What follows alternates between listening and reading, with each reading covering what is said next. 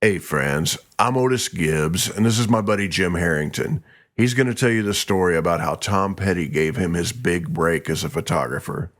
So, there was a bit of Southern pride in Tom Petty. He'd already moved to LA and started making records there, but, we knew he was from the South, and it's like, he's really great, and he's from the South. So I was a big Tom Petty fan. All me and my friends, this is something we could really kind of get around. But I ended up moving to Hollywood in the early 80s, and, I'm trying to get work and do things as a photographer. I'm still young. I'm still sucking in some ways, not that great, but, getting better, trying hard. And I become friends with this guy who had been doing work with Billy Idol, Bob Dylan, all these people that kind of shared the same management, and Tom Petty. And he knew I was a Petty fan and everything. But anyway, one day I was at his house. He goes, I got to go over to Petty and them are rehearsing over in the Valley. Do you want to go? And I said, I guess so. So we went over to Burbank to Frank Zappa's rehearsal joint, Joe's Garage. And so we went over. I happened to have my camera with me. So we went over there. And there's Petty and the guys just in a rehearsal joint. Rehearsing and smoking lots of weed. So I go in and, get very high with those guys, and they're all friendly, and I take some pictures. And we hang out for 2 or 3 hours, and then we leave. I remember Tom holding the door open, and he goes, I'll see you tomorrow. And I'm like, you will. And that just became 2 years or so of showing up and hanging out. So I was shooting all these pictures and hanging out with him, kind of coming in the back door through this guy.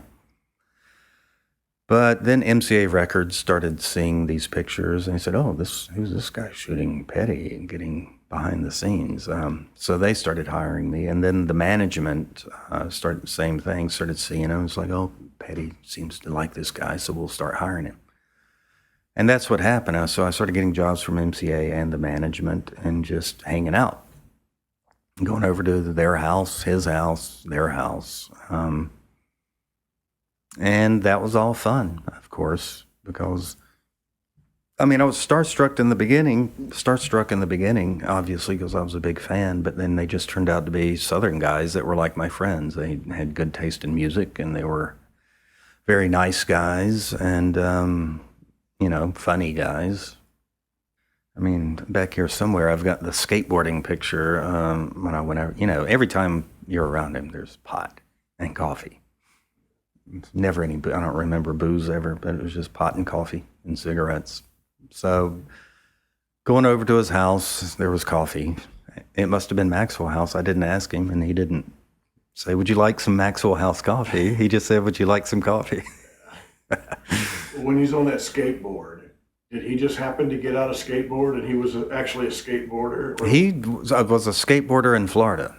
And I'm like, well, hey, I was a skateboarder back in the day too. So we were just walking around his house. I think we'd probably gotten high, and we're in the garage. And I said, a skateboard. And he said, yeah. And he picked it up and he started skating around. Then I skated, and we're like skating back and forth. And I'm like, well, I got to get a picture of Petty skateboarding. And so I just clicked it.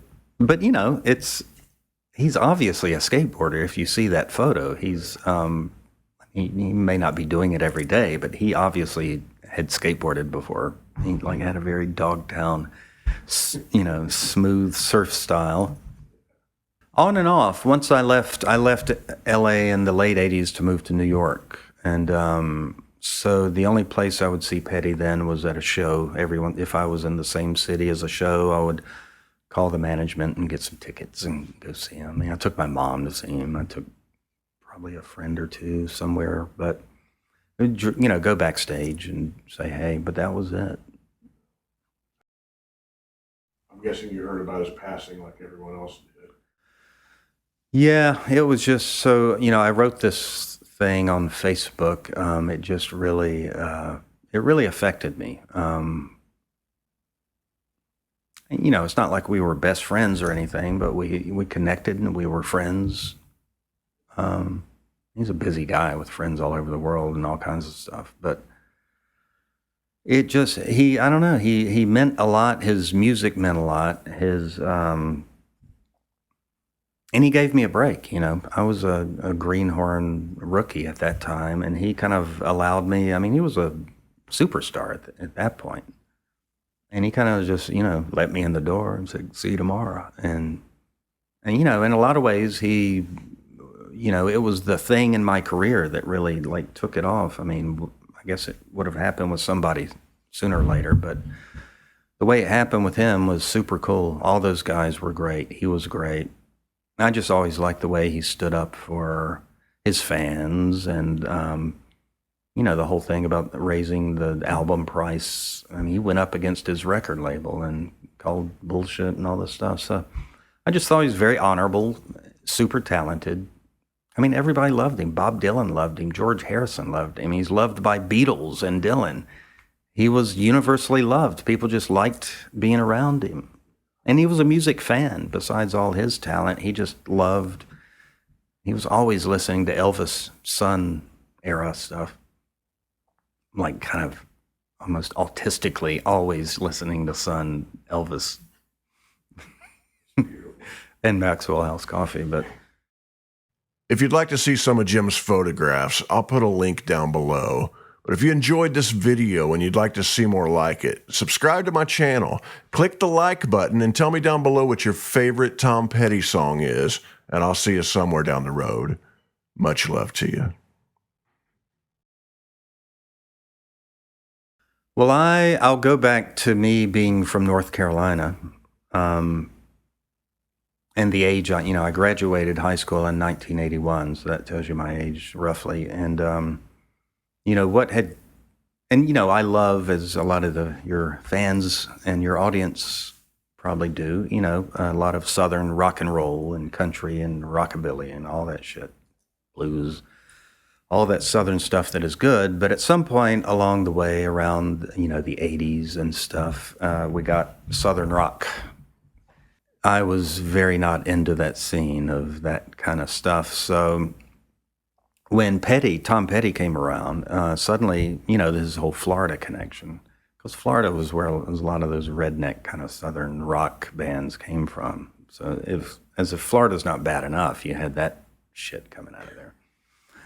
Sorry if I'm making people mad, but so, you know, there was a bit of Southern pride in Tom Petty. He'd already moved to LA and started making records there, but, you know, we knew he was from the South, and it's like, he's really great, and he's from the South.